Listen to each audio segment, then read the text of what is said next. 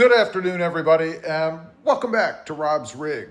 So I've finally narrowed down the list of the 3 next mods, I guess, I'm going to do on the Jeep Wrangler. Now, if you're new to the channel, this is a 2025 Jeep Gladiator Willys, and I've done a few things to it, nothing major, just little cosmetic things really, but it's time to dig in a little bit because honestly, there's a few things that I miss from the Jeep Gladiators that I've had in the past in having this new Jeep Wrangler 4-door. Love the color, by the way. This is the Mojito, and it has a like a flake in it. I don't know if you can see it, but it really pops out in the sunlight. So in this order, I think, first of all, we have to pop the hood.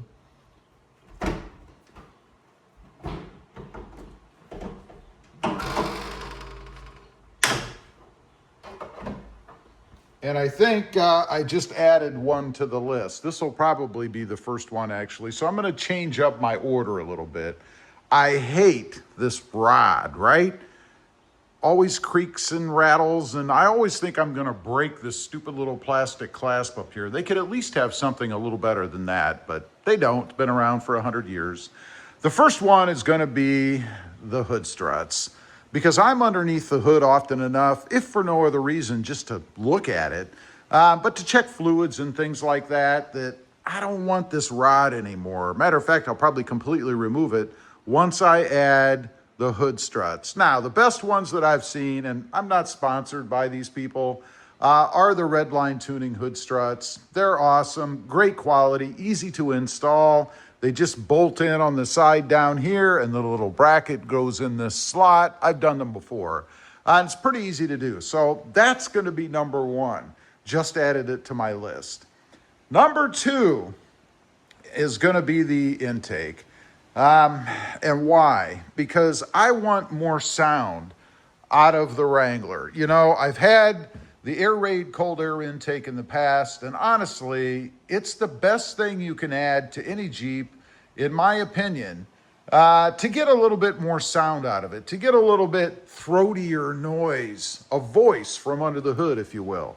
Now, it's pretty simple to do. Obviously, it fits right where the other one is. You just remove all of this factory stuff, and it's pretty simple. The hardest part, when I did it on the last Gladiator that I had, was the MAF sensor.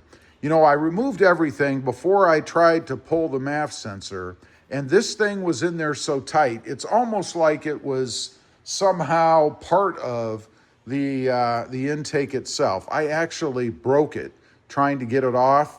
Fortunately for me, O'Reilly's, kudos to them, they had one in stock.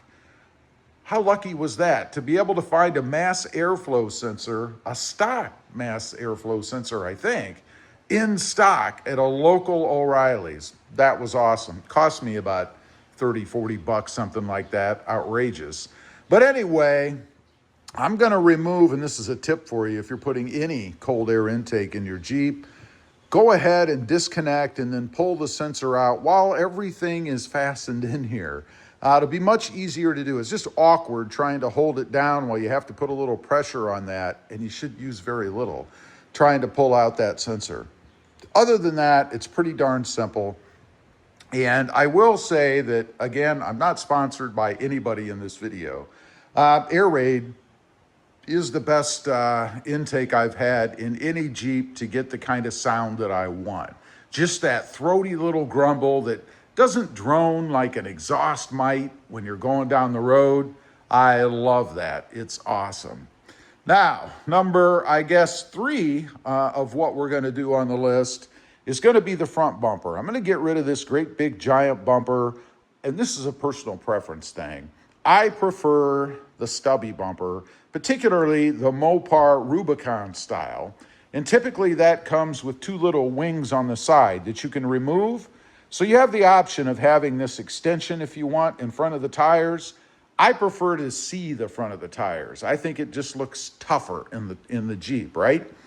The other thing on it is to have that little bar that comes up across the top. Not the great big thing that sticks way out here. You've probably seen those. It's not my style. Again, this is a matter of preference, right? I want one that's kind of lower profile. And it's steel too, by the way. Gives me a little bit more protection in the front as opposed to this plastic aluminum, very, very thin bumper. It's simple to do. You just disconnect the lights over here. Jeep did change the plug, by the way. Last time I put new fog lights on a Jeep, a recent one, I had to splice the connector wire from the bumper, the existing bumper, because they don't fit the aftermarket stuff anymore. So just be aware of that. If you're adding any kind of a bumper that has lights or anything in it, like fog lights, you might have to splice it out unless the aftermarket now has caught up. I'm not exactly sure. I think at the same time, I'll be putting some sort of an LED light in here. I think these might be LED now. I'm not exactly sure, and I can't see behind them without removing the covers, but some sort of an LED light in the front along with that bumper. It should be pretty cool. Again, pretty simple to change out. There are 4 screws with nuts on them on each side. You go ahead and remove those nuts, and the bumper really just pulls right off. The other one bolts right on. Pretty darn simple. Lastly, of course, and I've talked about this before, and it's why I saved it to last, are the wheels and the tires. I'm not a fan, love the look, but not a fan of the mud terrains. They're just too aggressive for street driving, in my opinion. They really want to grab and dig in, which is what they're supposed to do, right? I mean, they are mud terrain tires. But for daily use and fuel economy, I think, if for some reason you're concerned about that driving a Jeep, I know we shouldn't be, they're no good. I like the size, might actually go with something a little bigger. And then at the same time, I think we're going to go ahead and replace the wheels, something that'll give us more offset. I want something that kind of pokes out from the fenders a little bit. These, as you can see, just disappear. I think it gives the Jeep, again, a more aggressive, more muscular stance, if you will. Probably gonna go with general grabbers, I think. Some sort of lighter tire, again, for better fuel economy and probably more power or more acceleration anyway out of the Jeep, because we're not gonna have to lug around these gigantic, heavy, well, gigantic doesn't matter, but they're heavy. Not sure of the ply on these. I'm not sure if they're E-rated or not. Let's see. I don't know if I can quickly. They're not. They're actually C, which isn't bad. So they're not quite as heavy as I was thinking. I know on the Tacoma out there, these are 10 ply. They're monster tires, way overkill for what I need. Oh, and one final thing that I don't have to do because it already came that way is window tint. This came with a darker window tint from the factory, so nothing there.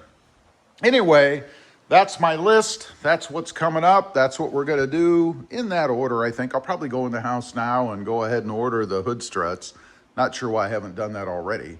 But anyway, that's the list. That's what we're going to do. Leave a comment. Let me know what you think. I'd be curious to know. And real quick, don't forget, smash that subscribe button, wherever it is. If you haven't before, thanks for watching, and we'll see you next time on the web. Bye.